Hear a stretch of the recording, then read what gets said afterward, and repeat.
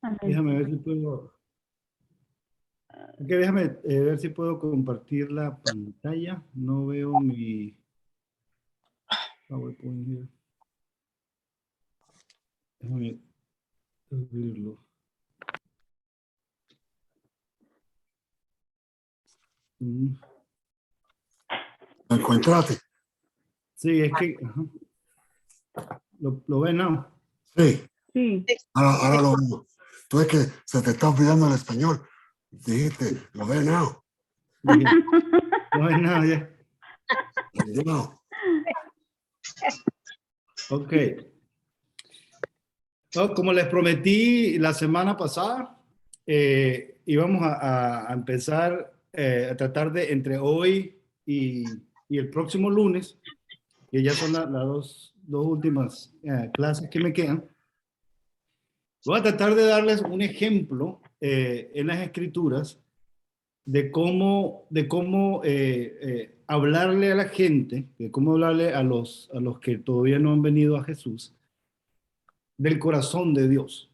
¿Ya? Entonces, una manera de llegar al corazón de la gente, yo estoy convencido que una manera de que nosotros, o que la palabra llegue al corazón de la gente, es enseñándole a las personas acerca del amor que Dios siente por ellos. Um, Me están diciendo que si, Roberto se puede poner mudo a todos los para que no haya ruido, hay feedback, si pueden cancelar el micrófono. Entonces, bueno, eh, entonces la idea es que nosotros lleguemos al corazón de la gente o que la palabra llegue al corazón de la gente y eso se logra si le enseñamos a la gente sobre el amor que Dios siente por ellos, ¿verdad? Si ustedes se acuerdan, y esto a manera de introducción, la manera en que hablamos la semana pasada, hay que aprender de los que saben de evangelización y no hay mejores maestros de evangelización que los discípulos, que los apóstoles mismos. Y si ustedes se acuerdan en el primer sermón de Pedro,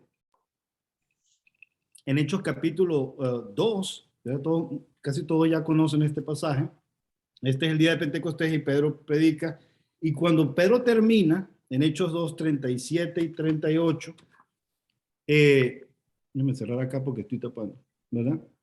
En Hechos 2, 37 y 38, y yo estoy poniendo los versículos aquí en pantalla para que ustedes, los que están anotando, anoten, o para cuando le mandemos el contenido, ustedes lo puedan tener.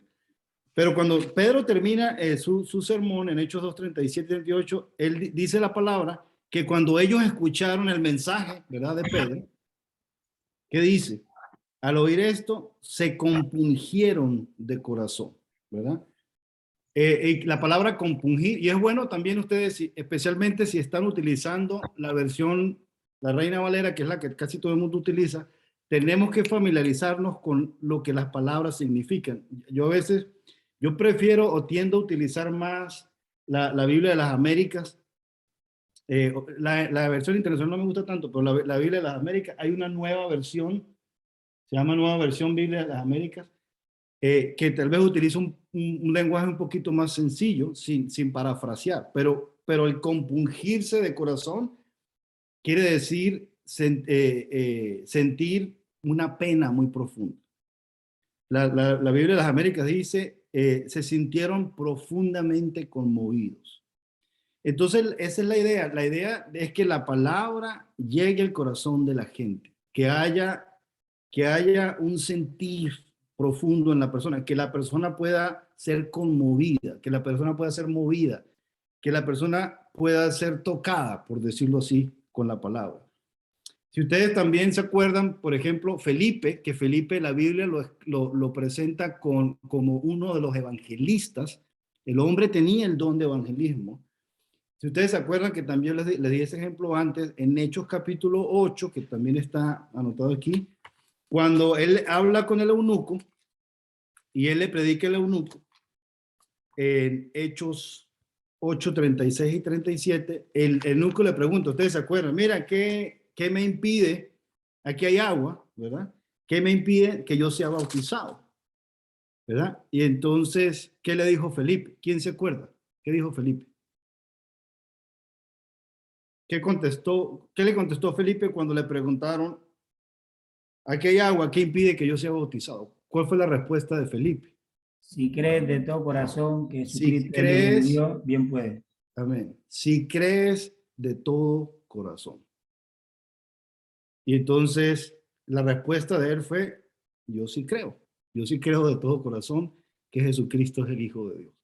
Entonces, la idea, lo que yo quisiera comenzar, y ya vamos a hablar de la práctica de evangelizar, de algunas maneras en que podemos hacerlo. Lo primero que tenemos que tener en mente es esa, que tenemos que llegar al corazón de la gente. Yo no creo que hay mejor manera de llegar al corazón de la gente que mostrándoles el amor que Dios siente por ellos. Entonces, y por eso el Evangelio, volviendo a la primera clase, es un mensaje de buenas noticias. No es un mensaje del odio que Dios siente por ellos, del deseo que Dios tiene de condenar a la gente, de que Dios está esperando, nada de eso. Siempre la idea es conmover a la gente, llegar al corazón de la gente, y eso no se hace de una manera negativa, eso se hace de una manera positiva, presentando a ellos el Evangelio en su pureza. Entonces, número uno, tener eso claro en la mente. Ahora, el punto número dos, que en realidad es la primera cosa que tenemos que hacer, antes de nosotros ir a estudiar con alguien que no sea cristiano, nosotros tenemos que empezar, hermanos, antes de inclusive abrir la Biblia, orando. Muchas veces en predicadores y evangelistas no entendemos lo importante que es la oración a la hora de salir a evangelizar.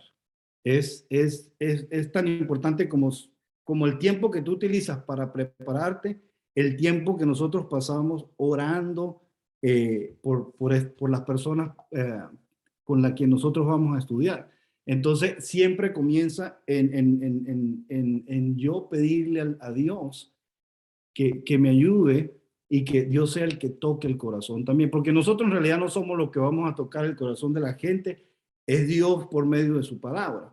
Y si ustedes se acuerdan, en Hechos capítulo 16, ¿verdad? Versículo 14, este es el momento en que se le predica el evangelio a una mujer llamada Lidia, y dice en Hechos 16, 14, es más, lo voy a leer textualmente. Hechos, y si ustedes tienen Biblia, también sería bueno que lo lean ustedes por ustedes mismos. Hechos 16, 14, esto es lo que dice. Entonces una mujer llamada Lidia, vendedora de púrpura de la ciudad de Tiatira, que adoraba a Dios, o sea, ella era una mujer que tenía una intención, un deseo, y de ese tipo de personas nos encontramos también. Estaba oyendo y dice, mira lo que dice, y el Señor abrió el corazón de ella. El Señor abrió el corazón de ella. Entonces, los discípulos con la predicación buscaban tocar el corazón de la gente, que se arrepintieran sinceramente, que fueran tocados profundamente. Pero también vemos que en este caso, el Señor abrió el corazón de ella para que estuviese atenta a lo que Pablo decía. Y ella obviamente terminó siendo bautizada, no solamente ella, también toda su familia. Entonces, por eso es importantísimo que nosotros oremos por las personas, que le presentemos por nombre delante de Dios y no una sola vez. Todos los días tenemos que estar orando.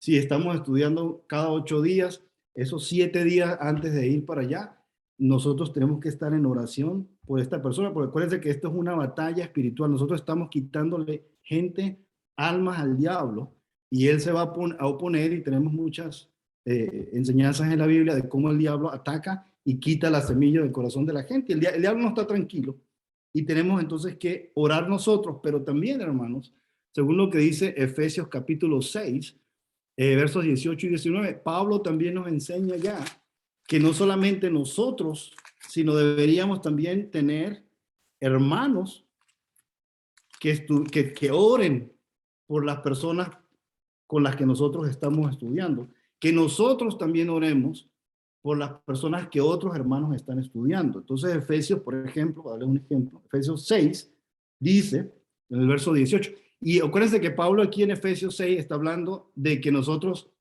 tenemos una batalla, una lucha, y no es contra gente, no es contra sangre y carne, es contra huestes espirituales de maldad. Hermano, es serio. O sea, la evangelización es una batalla directa en contra del diablo.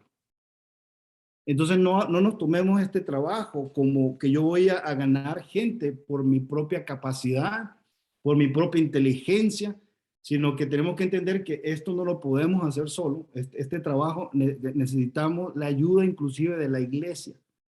Y él dice aquí, mira, 18, orando en todo tiempo, con toda oración y súplica en el Espíritu, y velando en ello, en toda perseverancia y súplica por todos los santos, pero mira lo que dice luego el 19, y por mí, a fin de que al abrir mi boca me sea dada palabra para dar a conocer con denuedo, en otras versiones dice sin miedo, el misterio del evangelio.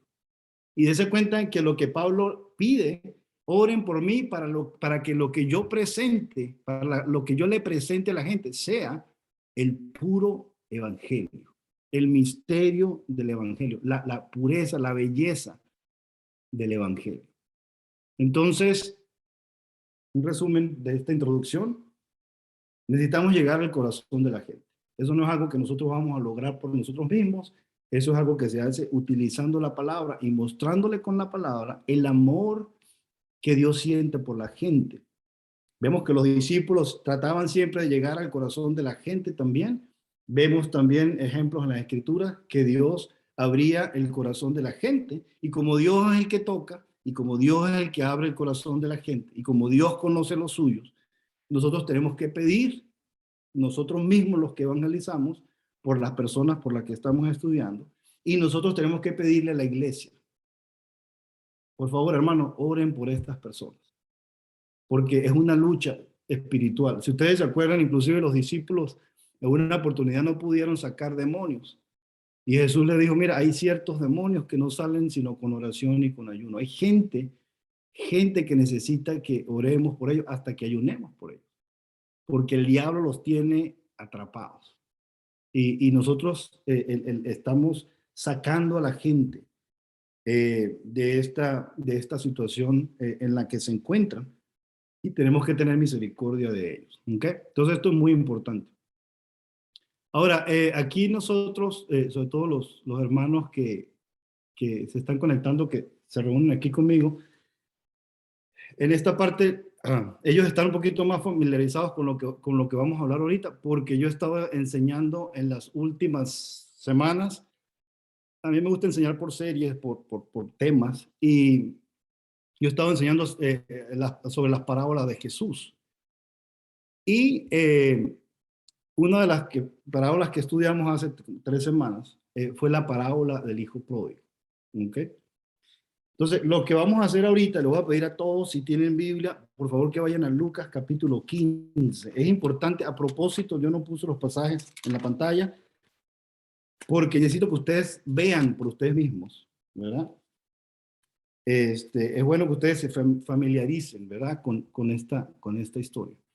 Entonces, si todos ya llegaron allá, Lucas, le voy a dar un tiempo que si no tienen una Biblia en la mano, que la busque. Y vayan a Lucas capítulo 15. Lucas capítulo 15. Traten de ubicarse allá. Y yo ahorita le voy a dar un momentico y voy a seguir. Resulta que este es el capítulo que voy a utilizar esta semana y la semana que viene como un ejemplo. Un ejemplo, y cada uno de ustedes lo puede cambiar, pero esto es un ejemplo de cómo nosotros podemos predicarle a la gente un mensaje que claramente muestre el amor, el corazón que Dios tiene por ellos, y en esencia lo que es el evangelio, ¿no?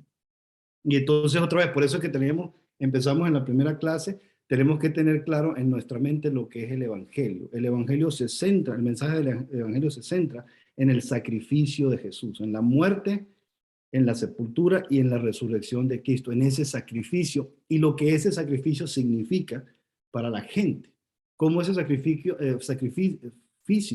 nos afecta a nosotros, afecta a las personas. ¿Okay? Entonces, eso hay que tenerlo en la mente, en la parte de atrás aquí de la mente, para la hora de nosotros presentar las escrituras, tratar de mantenernos con esa idea en la mente. Resulta que Lucas capítulo 15 es un capítulo bien especial, y la parábola del hijo pródigo es una de mis favoritas, ¿verdad? Si no, tal vez la favorita. Ahora, otra vez, fuera de los hermanos que están aquí, si yo les preguntara a ustedes, ¿cuál es el mensaje central de la parábola del hijo pródigo? ¿Cuál es la enseñanza principal? Y si yo le diera a ustedes tres opciones, ¿verdad? El mensaje o la enseñanza o la parábola tiene que ver con la historia de dos hijos, uno que es obediente y uno que es desobediente. La parábola tiene que ver o habla de la historia del hijo de un hombre rico que desperdició su herencia, ¿verdad? La botó, pues, completa, la desperdició.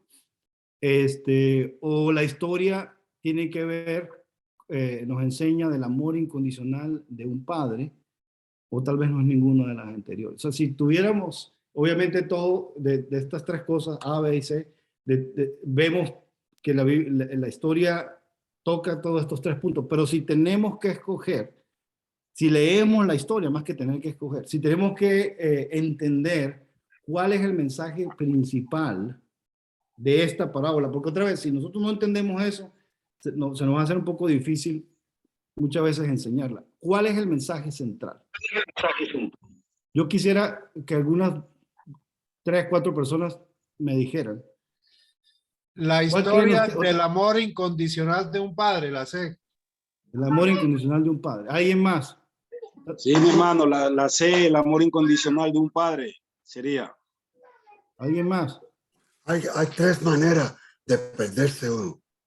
Está la oveja que se perdió, como dicen los cubanos, comiendo basura, la moneda, el dinero que se perdió porque alguien quiso guardarla de tal manera que nadie la iba a encontrar, y el hijo pródigo que se perdió por sus propios deseos, concupiscencia.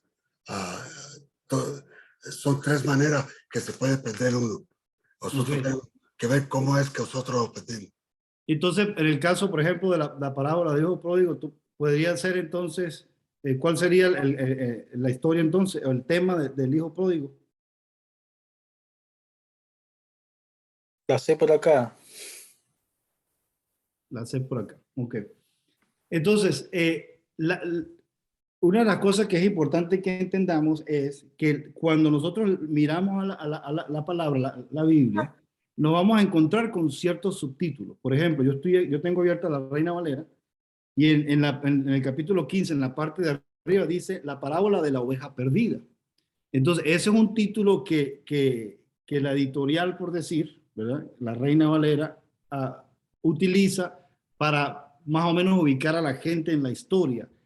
Ese título que le pone ahí no tiene la intención de decirnos a nosotros cuál es el mensaje de la historia, es simplemente una identificación. Inclusive los capítulos y los versículos tienen el mismo propósito, porque cuando Lucas fue escrito, no fue escrito en capítulos ni en versículos. Eso se acomodó después para nuestro estudio, ¿verdad?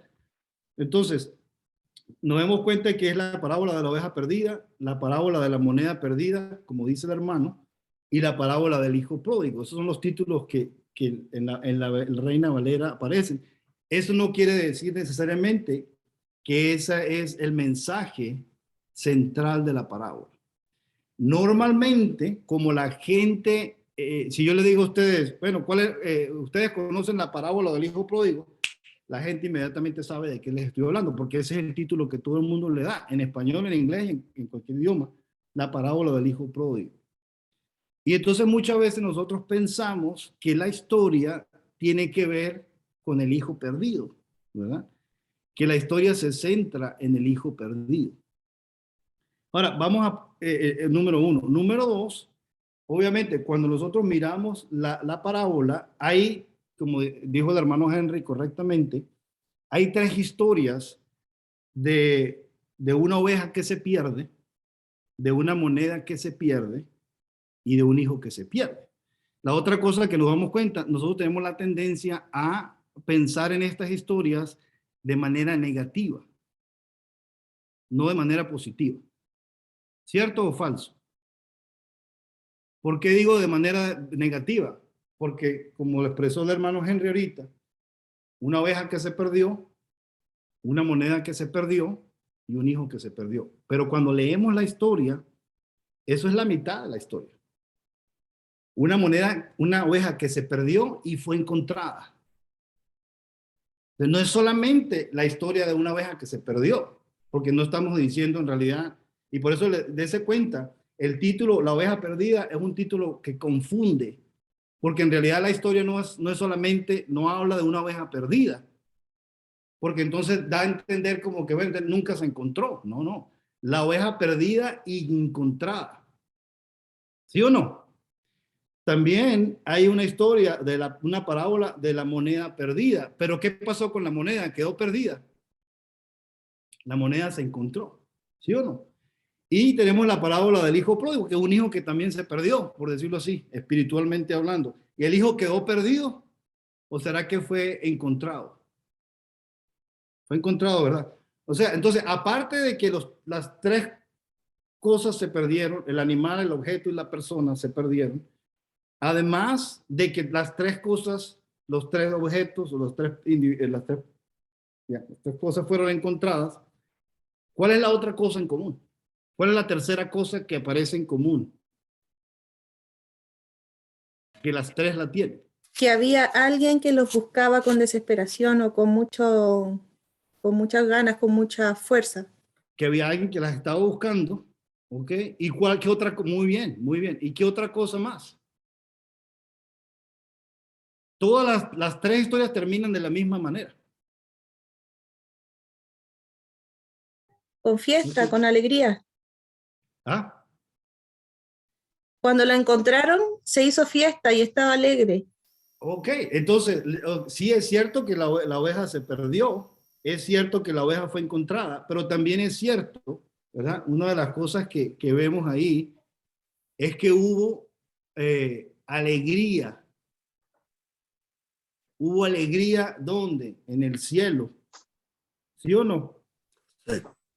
Gozaos, por ejemplo, en el caso de la oveja, 15:6, conmigo porque he encontrado mi oveja que se había perdido. Y así les digo, así habrá más gozo en el cielo por un pecador que se arrepiente, que por 99 justos que no necesitan arrepentir, por uno solo.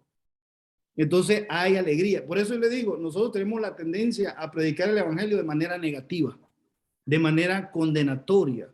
Pero si nos damos cuenta, por ejemplo, en esta historia, el final es feliz y hay alegría en el cielo. La otra es la moneda perdida, la señora limpia y mueve todo y cuando la encuentra, reúne a las amigas, reúne a las vecinas y le dice, gócense conmigo porque he encontrado la dracma que se había perdido. Así les digo, hay gozo delante de los ángeles de Dios por un pecador que se arrepiente. Uno solo que se arrepiente. Luego, cuando llegamos a la parábola del hijo pródigo, verso 32, era necesario hacer fiesta y regocijarnos porque tu hermano era muerto y ha revivido, se había perdido y es hallado.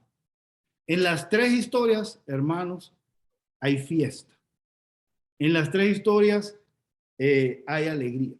Ahora, para poder entender estas tres parábolas y específicamente la parábola del hijo pródigo, tenemos que empezar por leer el contexto. Tenemos que empezar por entender la razón por la que Jesucristo dijo o enseñó estas 3 parábolas. Entonces, si vamos a Lucas capítulo 15, ¿sí o no? Sí. ¿Quién quiere leer los versículos 1 y 2 para poder ver, 1 al 3, para poder verlo en contexto? Lucas Se 15. acercaban a Jesús todos los los publicanos y pecadores para oírle. Y los fariseos y los escribas murmuraban diciendo, este a los pecadores recibe y con ellos come. Entonces él les refirió esta parábola diciendo, Entonces ya está ahí. Entonces la pregunta, yo quiero otra vez, esto no es algo difícil, en realidad difícil de entender. El problema es que nosotros estamos acostumbrados a estudiar las parábolas. Ok, la parábola y la sacamos de su contexto. Yo quiero hacer una pregunta y la respuesta está bien sencilla y está ahí en los 3 versículos que acaban de leer. ¿Cuál es la razón por la que Jesucristo enseña la parábola de la oveja perdida, de la moneda perdida y del hijo pródigo? Según lo que dicen los versículos del 1 al 3.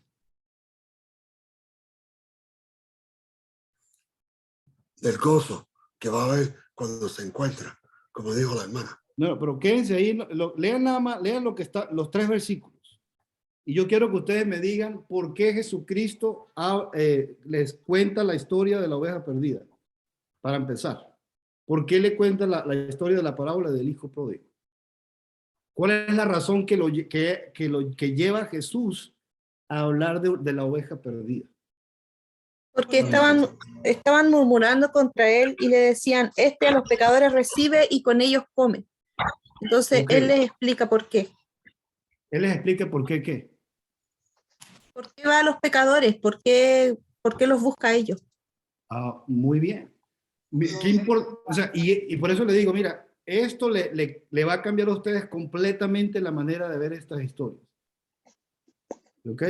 La razón por la que Jesucristo les habla de la oveja perdida y de la moneda perdida y del hijo perdido es porque Jesucristo está pasando tiempo con los publicanos, que eran las personas más odiadas que podían existir en ese momento.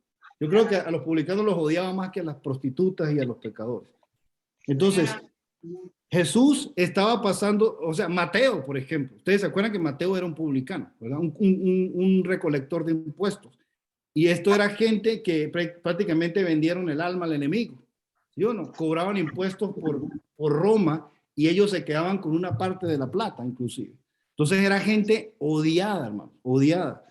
Y también los fariseos, ¿verdad? Que otra vez, los fariseos eran personas que se creían muy espirituales, que se creían muy perfectos. Pablo fue uno de ellos, que ellos guardaban la ley y como nadie más y criticaban a cualquier otra persona que no se acomodaba al estándar en el que ellos estaban. Entonces, espiritualmente hablando, los fariseos se creían que eran superiores que los demás judíos. Y entonces, en su mente, ellos se están preguntando, oye, si este señor es verdaderamente el Mesías, si este señor es verdaderamente un hombre enviado por Dios, ¿por qué está pasando tiempo con los publicanos, los pecadores, las prostitutas? ¿Por qué? La vida de ellos. ¿Por qué este hombre se contamina con esta gente? ¿Sí me explico? Entonces, ese es el problema que ellos tienen. Y entonces como Jesús sabía, ¿verdad? Lo que había en su corazón, como Jesús sabía por qué lo estaban criticando, entonces dice el versículo 3, entonces Cristo les enseña o les refiere o les dice la siguiente parábola diciendo. Entonces vamos a empezar por ahí, versículo 4. ¿Qué hombre de ustedes? Él hace esta pregunta. Teniendo 100 ovejas, si se pierde una de ellas, no deja las 99 en el desierto y va tras la que se perdió hasta encontrarla. Ahora, vamos a pensar un poquito en eso. Porque yo creo que aquí se nos está mostrando la diferencia entre el amor que Dios siente por la gente y la diferencia entre el amor que nosotros sentimos por la gente.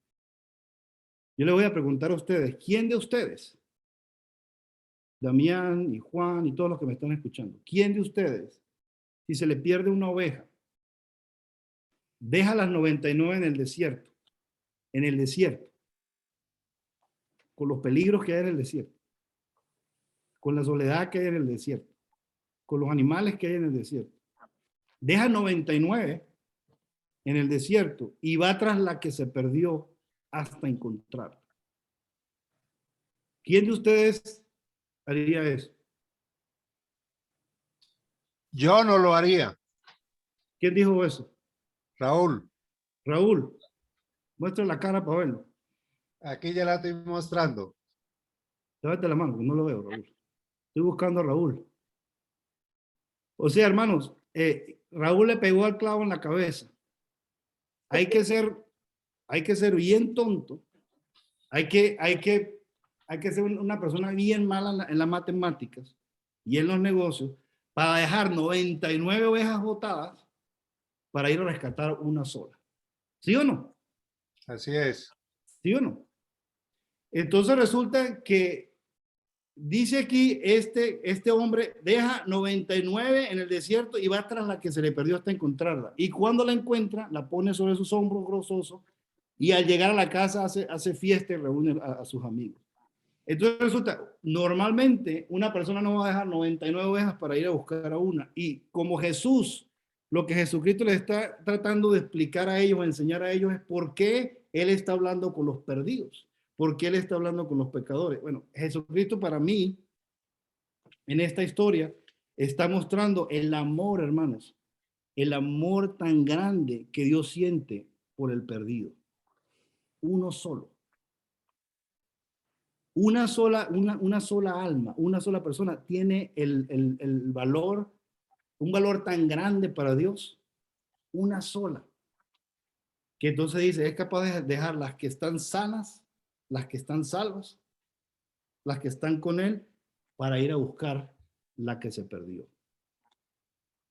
Esta historia y la historia de la moneda perdida también, ¿verdad? Y obviamente la historia del hijo pródigo, la enseñanza, hermano, de estas historias es de lo importante que son los perdidos para Jesús. Lo importante que son los perdidos para nuestro Padre Celestial. Que Él no va a escatimar absolutamente nada. Y aquí donde yo veo, donde empezamos a ver el reflejo del Evangelio. Él no va a escatimar esfuerzos, Él no va a escatimar costos, Él no va a escatimar cueste lo que le cueste. Él está dispuesto a pagar y a que le cueste lo que le cueste por salvar a los perdidos, pues, ¿verdad? Entonces, es una de las primeras cosas importantes que nosotros tenemos que ver cuando se llama. Hermano. Señor, adelante. Sí, yo quería hacer un señalamiento, más bien para darle más alcance a lo que trata de explicarnos las parábolas. En términos general, las parábolas tratan de explicarnos cuál es el pensamiento de Dios. O sea, es una manera más amplia de uno conocer cómo piensa el Padre, porque muchas veces nosotros, en nuestra condición humana, no entendemos el comportamiento de Dios en algunos párrafos de la Escritura o en algunos hechos que nos narran las Escrituras. Entonces, en las parábolas, Dios, vemos cómo es el pensar de Dios muy diferente al de nosotros. Y en este caso se refiere al amor del Padre para con sus hijos.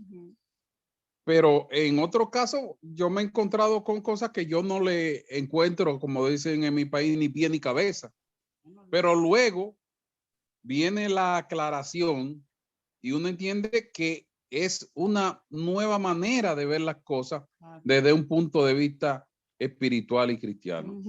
Exacto, porque una de las cosas importantes que tenemos que ver es que la parábola es una historia inventada por Jesús.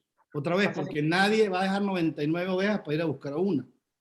Pero él lo que está utilizando esta historia para decirle, mira el amor que Dios siente por un perdido. Mira lo que Dios es capaz de hacer por ti. Dios está dispuesto a sacrificarse y a ir hasta lo último de la tierra para buscarte a ti, una sola persona. El valor de una sola persona para Dios, porque uno piensa en números. Y entonces hay una diferencia muy grande entre cómo Jesús ve a los perdidos, a los publicanos, a los pecadores, y cómo los fariseos dicen, oye, ¿por qué él se junta con la chusma, como dice el chavo? ¿Por qué él se junta con este tipo de gente? ¿Verdad? Y entonces muchas veces uno como cristiano, pues a veces se empieza a sentir como muy especial muy especial, y muchas veces tiene entonces otra vez, y yo quisiera que cambie, no estoy diciendo que es el caso de nadie aquí, pero muchas veces tenemos ese sentimiento de que nosotros somos más importantes para Dios que el perdido, que nosotros somos más especiales para Dios que el perdido. No, hermano, Cristo es capaz de dejarnos a un lado para irlos a buscar a ellos, porque nosotros estamos bien, porque nosotros estamos bien. O sea, el hecho de que la oveja está perdida quiere decir que no está con el rebaño, ¿sí o no? O sea, para que una oveja esté perdida, quiere decir que no está con el rebaño. Y una de las cosas que nosotros le tenemos que decir a la gente, el Señor quiere tenerte en tu rebaño, el Señor quiere traerte al rebaño, y Él va a hacer lo que sea para que eso suceda, porque Dios no quiere que nadie se pierda. Ese es el corazón de Dios, hermanos. Dios no quiere que nadie se pierda, y Él va a arriesgar y va a dar su propia vida para que nadie se pierda. Ese es el mensaje del Evangelio. El amor incondicional y exagerado de Dios. O sea, es una cosa impresionante lo que Él es capaz. No, o sea, lo que Él es, si Él estuviera en la tierra, lo que Él es capaz de, él se abandona completamente, si es necesario, con tal de salvar un alma. Una sola alma. Ahora llegamos a la historia, y bueno, igual la moneda perdida, pero quiero hacer énfasis hoy, en los 15 minutos que me quedan, quiero que entremos un poquito entonces a la historia del hijo pródigo. La voy a leer rápidamente para recordarnos a todos. Dice aquí entonces, Lucas, capítulo 15. Vamos a empezar a leer entonces verso 11. También dijo, otra vez, agregando las otras dos historias, y él está tratando de mostrar, entonces por eso, si ustedes me preguntan a mí, ¿cuál es la enseñanza? Y se lo voy a decir de entrada, ¿cuál es la enseñanza principal del hijo pródigo? No tiene nada que ver con el hijo menor ni con el hijo mayor. Tiene todo que ver con el amor de un padre, el amor incondicional. Entonces anoten eso por ahí. Para mí, y eso es mi visión personal, para mí no debería llamarse la parábola del hijo pródigo. Para mí debería llamarse la parábola del amor incondicional de nuestro Padre. Amén.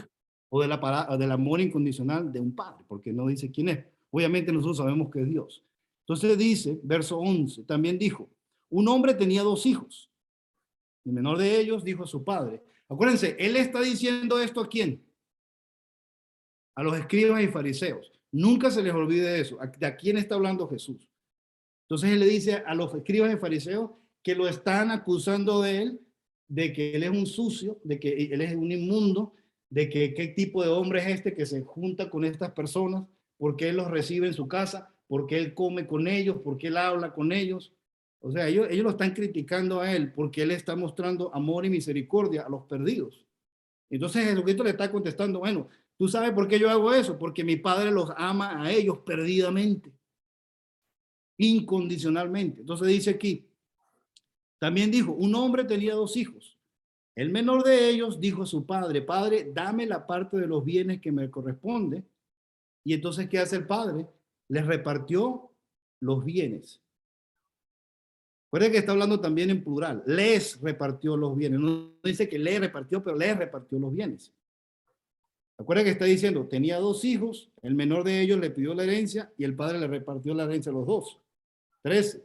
No muchos días después, juntándolo todo, el hijo menor se fue lejos a una provincia apartada y allí desperdició sus bienes viviendo perdidamente. Me imagino que ya ahorita ustedes están identificando, basado en lo que Jesús está diciendo, basado en la razón por la que Jesús está enseñando, quiénes son, a quién representa este hijo, ¿verdad? Todos sabemos quién es. A quién representa en la historia. Él representa, este hijo menor representa los publicanos y los pecadores. No muchos días después, verso 13, juntándolo todo, el hijo menor se fue lejos a una provincia apartada y allí desperdició sus bienes viviendo perdidamente. Y cuando todo lo hubo malgastado, vino una gran hambre en aquella provincia y comenzó a faltarle. Ustedes conocen gente que no se acuerdan de Dios sino cuando les hace falta. Cuando les hace falta la salud, cuando les hace falta el marido, cuando les hace falta los hijos, cuando les hace falta el dinero. Sí. Ahí es cuando nos acordamos de Dios, ¿sí o no? Sí. Cuando me llega el cáncer, cuando me llegan, ahí es cuando yo me acuerdo que Dios existe. De resto yo estoy tranquilo. Pero cuando este hombre ya no tuvo nada, hubo malgastado todo y vino una gran hambre, una sequía en la provincia, él comenzó a faltarle, verso 15. Y fue y se arrimó a uno de los ciudadanos de aquella tierra, el cual le envió a su hacienda para que apacentase cerdo. Hermanos, el trabajar con cerdo es la porquería, la peor porquería que un judío podía hacer. O sea, no había nada, un trabajo más bajo. El trabajo de ser siervo se quedaba, era una cosa grande comparado con meterse a apacentar cerdos. O sea, este hombre, hermano, en términos espirituales y desde el punto de vista de los judíos, no pudo haber llegado más bajo. Entonces piensen ustedes en la persona más baja que ustedes puedan haber conocido, la persona más espiritualmente sucia, inmunda, que ustedes puedan encontrarse en su vida. Ese es este muchacho. Ese representa las personas con las que Jesucristo está comiendo, las personas con las que Jesucristo está hablando, las personas con las que Jesús está pasando tiempo. Y por eso yo le dije que nosotros tenemos que tener el ejemplo y seguir el ejemplo de Jesús. Dice 16, y entonces este hombre deseaba llenar su vientre de las algarrobas que comían los cerdos. Si alguien de ustedes ha estado en una finca de cerdos, ustedes saben lo que comen los cerdos, que no le voy a decir públicamente. O sea, esto es una cosa, el judío, escúchense, el judío que está escuchando esto, están vomitando de la porquería. ¿De qué tipo de animal es este? ¿Hasta dónde llegó este hombre que está comiendo comida del animal más inmundo que pueda existir en la tierra? Que es un cerdo. Y entonces dice que ni siquiera comida de cerdo le daban, del hambre que tenía, de la necesidad por la que estaba pasando. Escuchen esto, verso 17. Y volviendo en sí dijo, ¿cuántos jornaleros en casa de mi padre tienen abundancia de pan y yo aquí perezco de hambre? Me levantaré e iré a mi padre y le diré, Padre, he pecado contra el cielo y contra ti. Ya no soy digno de ser llamado tu hijo. Hazme como a uno de tus jornaleros. Dese cuenta de esta frase, que con esto vamos a terminar hoy, si Dios quiere. Él dice, ya no soy digno de ser llamado tu hijo. ¿A qué les suena a ustedes eso? ¿A qué nos suena a nosotros eso? Y levantándose, verso 20, vino a su padre y aun cuando estaba lejos, entonces aquí otra vez, aun cuando él estaba lejos, lo vio su padre y fue movido a misericordia. Entonces, Dios no, por más perdidos que nosotros estemos, por más bajo que nosotros caigamos, Dios está ahí esperándonos. Dios está ahí esperando y está deseando que nosotros miremos arriba, deseando que nosotros levantemos las manos al cielo y le pidamos ayuda. Y entonces el padre no lo esperó, él se levantó, versículo 20. Levantándose vino su padre y cuando uno estaba lejos lo vio su padre y fue movido a misericordia y corrió y se echó sobre su cuello y le besó. Entonces, yo le digo a ustedes, ¿esta historia nos está hablando de los hijos o nos está hablando del amor del padre? ¿Sí o no? Del corazón de nuestro padre, que nos mira, hermanos, en medio de nuestra porquería, en medio de nuestros pecados, en medio de nuestra indiferencia con él, él nos mira con misericordia. Y corrió y se echó sobre su cuello y le besó. Y el hijo le dijo, Padre, he pecado contra el cielo y contra ti. Ya no soy digno de ser llamado tu hijo. Lo vuelvo a repetir. Pero el padre dijo a sus siervos, saquen el mejor vestido y vístanle. Pónganle un anillo en su mano y calzado en sus pies. Vamos a llevar esto a términos espirituales. ¿En qué piensan ustedes? ¿Cuál es el mejor vestido? ¿Y cuál es el anillo? En el Nuevo Testamento, ¿qué representa esto? ¿Quién se anima? ¿De qué hemos sido nosotros revestidos? De Cristo. De Cristo. Listo. Galatas 3:27. ¿Sí están viendo el evangelio ahí, hermano? Amén. ¿Sí o no? Amén. O sea, Amén. el hombre, Amén. mire, ahí yo puse una foto. Imagínense, el muchacho regresa oliendo a cerdo, lleno de barro, lleno, completamente flaco porque está aguantando hambre. Y el padre dice que lo vistan con el mejor vestido, con el vestido más puro, más limpio, que es Jesús mismo. Nosotros hemos sido revestidos y limpiados con Cristo. El Nuevo Testamento también dice que el Espíritu Santo es las arras. ¿Sí o no? Amén. Y Él nos dio a nosotros siendo pecadores, porque Cristo murió por nosotros ¿cuándo? Cuando éramos pecadores. Él no esperó que nosotros nos arrepintiéramos y estuviéramos limpios y bien bonitos para aceptarnos. Él nos aceptó. Él salió corriendo a abrazarnos cuando estábamos llenos de porquería. Y nos limpió y nos lavó y nos vistió con Jesús. Y nos dio el anillo, las arras del Espíritu Santo. Las arras de la promesa del Espíritu Santo. Y nos calzó los pies con el Evangelio de la paz, ¿verdad? Traigan el becerro gordo y mátenlo, verso 23, y comamos y hagamos fiesta. Oye, hermano, estos son buenas noticias. Amén. El Evangelio de Jesucristo no son malas noticias, y yo se lo voy a repetir hasta el cansancio. Vamos a hacer fiesta, vamos a comer, vamos a hacer fiesta, porque mi hijo, muerto estaba. Efesios capítulo 2, nosotros estábamos muertos, ¿dónde? En nuestros delitos y pecados. y nuestros pecados. ¿Sí o no? Así. Nosotros estábamos iguales, muertos en nuestros delitos, muertos en nuestros pecados, pero hemos resucitado con Cristo. Amén. Su hijo estaba muerto y ha revivido, se había perdido y ha sido encontrado y comenzaron a regocijarse. ¿A usted le parece esto buenas noticias o malas noticias? Buenas. ¿Será Buenas. que esto es un mensaje que la gente le gustaría escuchar? ¿Será que me van a volver a abrir la puerta la próxima semana o me la cierran? Entonces, muchas veces nosotros nos ganamos que se nos cierren las puertas. Primero, porque no oramos para que se nos abran puertas. Y segundo, porque no llevamos el mensaje del evangelio, llevamos el mensaje de condenación. Entonces dice que este hijo estaba muerto, que había sido revivido, que estaba perdido y ha sido encontrado, y comenzaron a regocijarse. Entonces escuchen esto, verso 25. Y su hijo mayor estaba en el campo.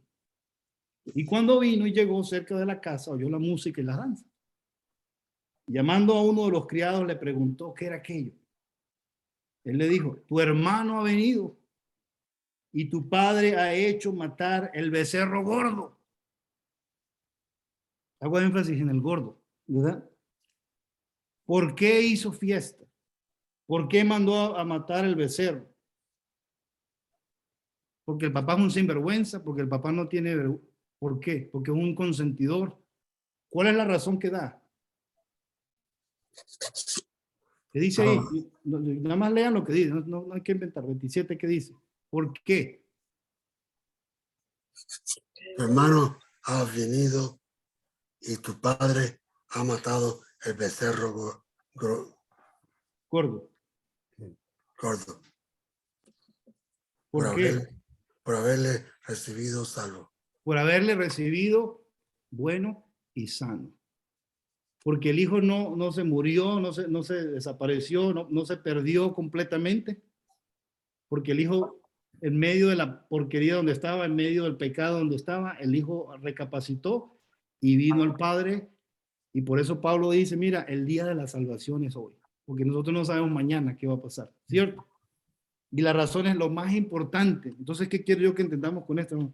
Para Dios el dinero no es lo más importante, ni la ropa es lo más importante, ni lo que digan los demás es lo más importante. Lo más importante es que para Dios es que la gente se salve mientras haya tiempo, mientras haya oportunidad. ¿Sí o no? Y la razón por la que el Padre se alegra es porque su hijo regresó, porque su hijo está nuevamente con él. Y eso es lo único que le importa a Dios. Único que le importa a Dios es reconciliarse con nosotros. Por eso la Biblia dice que nosotros tenemos el ministerio de reconciliación. Nosotros se nos ha encargado el ministerio de reconciliación.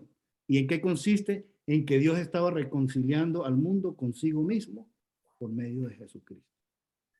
Una cosa impresionante. Lo que nosotros tenemos que, imagínense ese trabajo, ¿no? Nosotros tenemos en nuestro poder la oportunidad de reconciliar al Padre con sus hijos perdidos.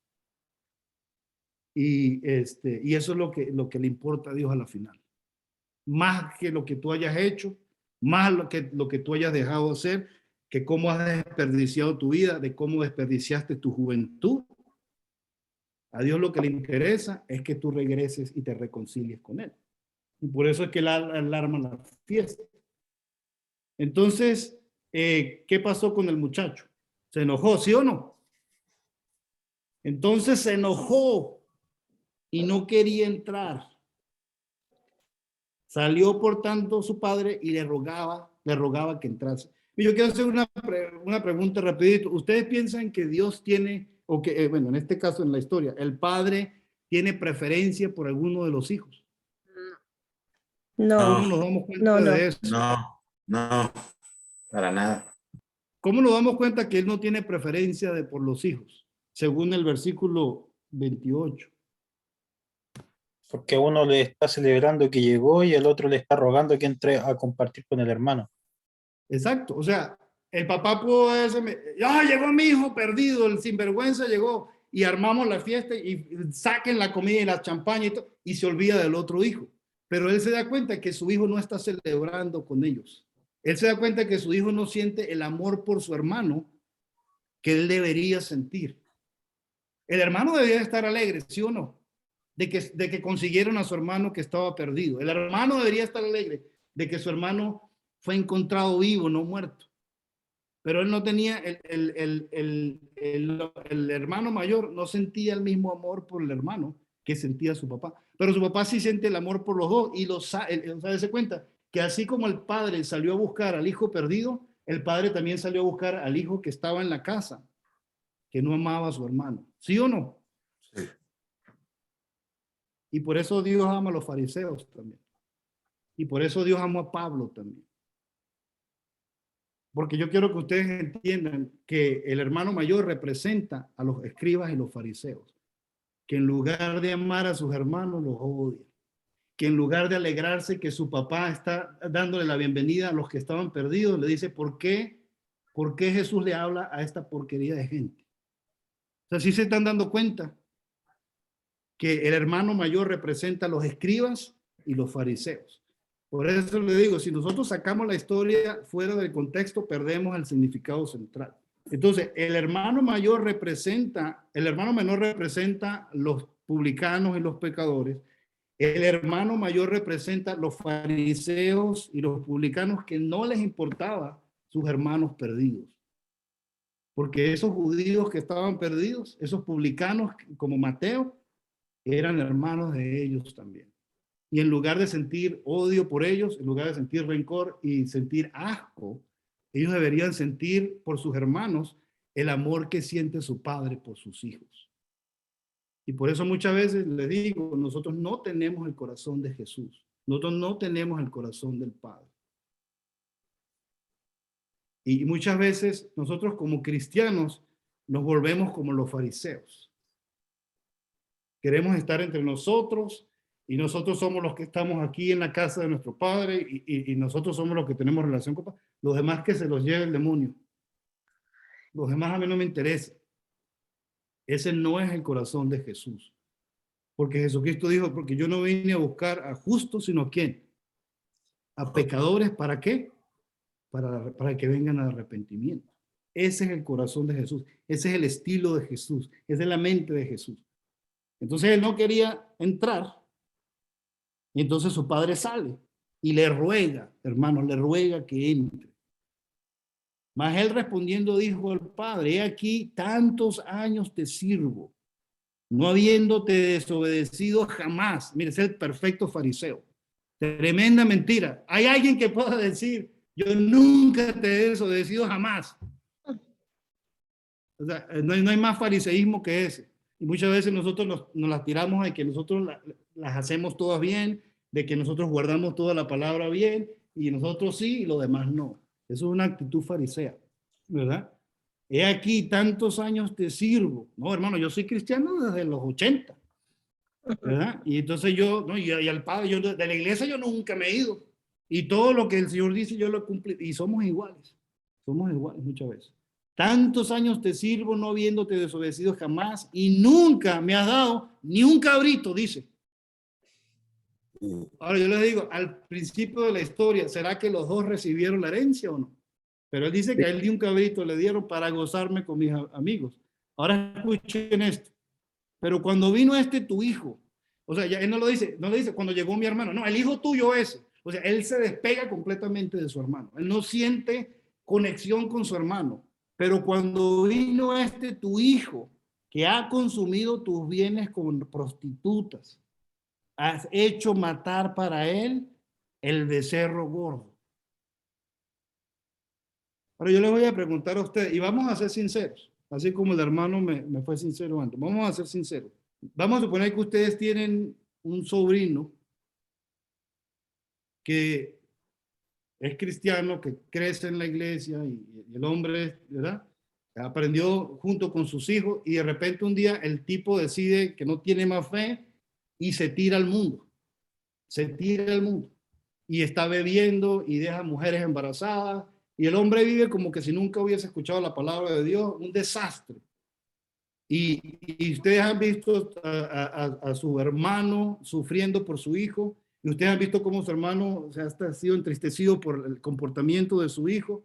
Y de repente un día el hijo decide regresar. Y su hermano arma una fiesta. Y los invita a todos, mira, porque llegó mi hijo y vamos a armar una fiesta, y como que, bueno, como que nada sucedió. ¿Será que nosotros quisiéramos ir a esa fiesta? ¿Ustedes irían a esa fiesta? O sea, vamos a ser sinceros. No. ¿Por qué no?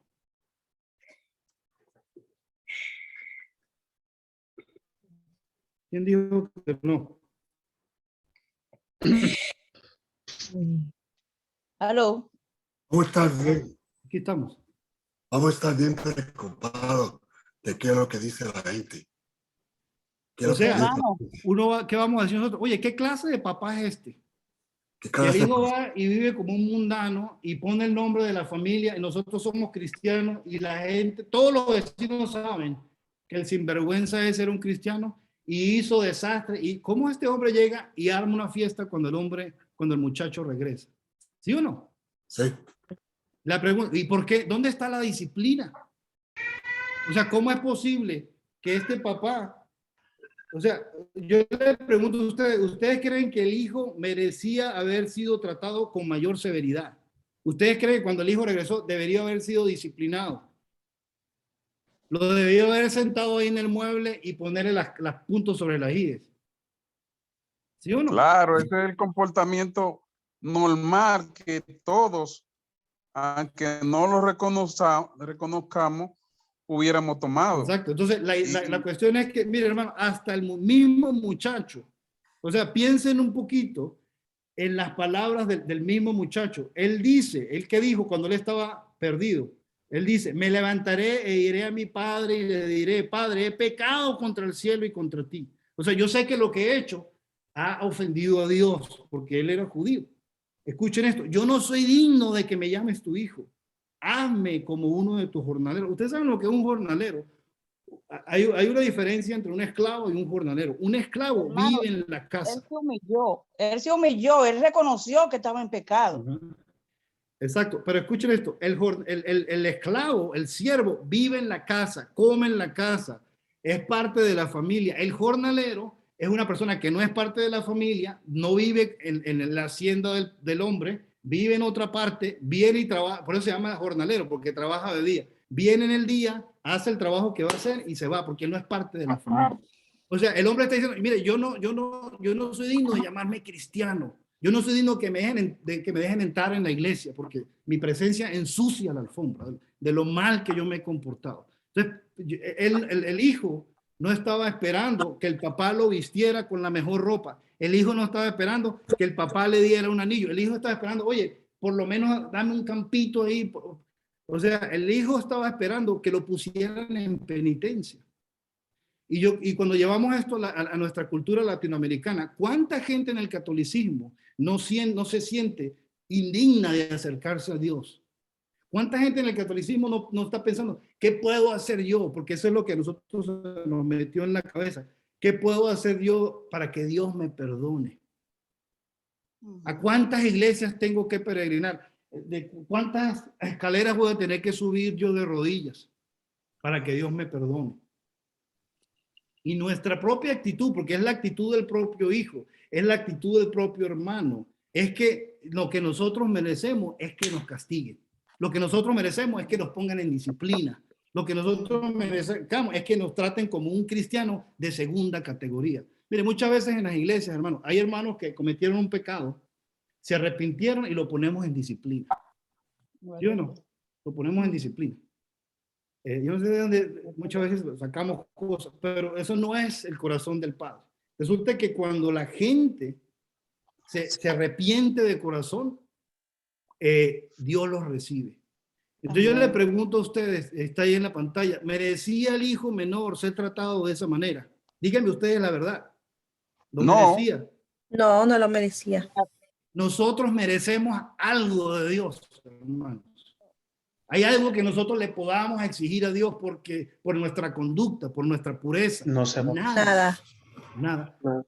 Una de las cosas que a nosotros se nos pierde, nosotros perdemos la humildad por pasar mucho tiempo leyendo la Biblia y leyendo la iglesia.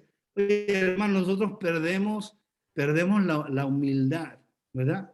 Y entonces resulta que nosotros tenemos que decir todas las mañanas, como este muchacho, Padre, yo no soy digno de ser llamado tu hijo. Yo no soy digno de que tú me trates como me tratas. La misericordia de Dios. O sea, qué amor tú tienes por mí, Señor. Que yo no soy digno de nada. Absolutamente de nada. Sorry. Pero yo me miro a mí mismo y yo estoy aquí en mi casa y yo no soy digno de nada de lo que tengo. Amén. De la mujer que Dios me dio.